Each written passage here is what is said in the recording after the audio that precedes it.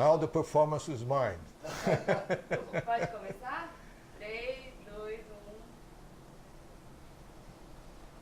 Eu cumprimento a todos, meu nome é Lamartine da Costa. Eu estou falando em português após uma entrevista para a rede de televisão japonesa NTV, uma das maiores redes de televisão do mundo e orgulho do Japão.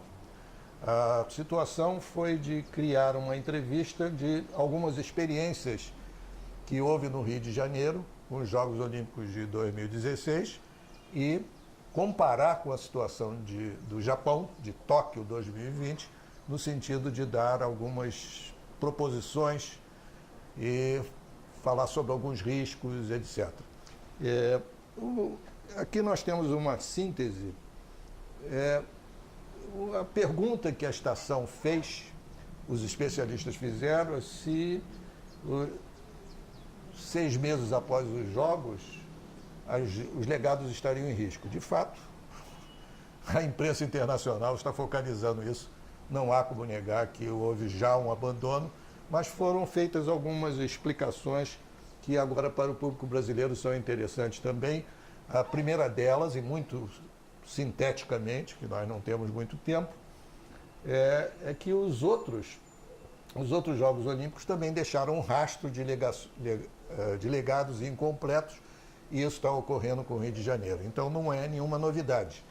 A novidade é que, historicamente, no caso brasileiro, quando a população, a opinião pública se envolve numa determinada situação de defender algo que eles acreditam, a opinião pública acredita, os políticos acompanham. Isso houve em Brasília após o término da Constituição, foi inaugurado em 1960 pelo então presidente Juscelino Kubitschek. Houve um certo abandono, uns 2 anos depois, a cidade recuperou novamente seu ritmo, não tão intenso da Constituição, mas de certa forma de recuperação, num procedimento que se alongou ao longo dos anos. Então, provavelmente, isso vai ocorrer com o Rio de Janeiro, dada a força, o impulso que os Jogos Olímpicos deram para o país numa hora de crise. Isso é muito importante e não há dúvidas que o país deu um grande avanço na mobilização popular em torno do esporte e dos próprios Jogos Olímpicos. Algumas lições do Rio 2016 também foram discutidas com os especialistas japoneses e nós selecionamos 2 importantes, que foi a corrupção e a sustentabilidade. A frase de impacto, no caso, criada até por nós durante a entrevista, é que se nós desejamos saber se um grupo de poderes, no caso brasileiro, poder federal, estadual e municipal, e várias instituições privadas, se um grupo de poderes está concentrado num determinado projeto grandioso, como o caso dos Jogos Olímpicos, se nós desejamos entender a corrupção, é seguir o caminho que ela toma, que no caso foi assumido pelos grandes estádios, como a imprensa brasileira está divulgando no momento. O segundo item é da sustentabilidade, que aí dá outro caminho, é da capacidade do país, entre as suas diferentes entidades, saberem coordenar seus trabalhos. O que houve na sustentabilidade é que temos projetos excepcionalíssimos e outros que foram mentirosos, outros que foram enganosos ou não existentes. Então, esses 2, a questão de construção, essas 2 abordagens me pareceram importantes, porque no Japão acontece não coisas iguais.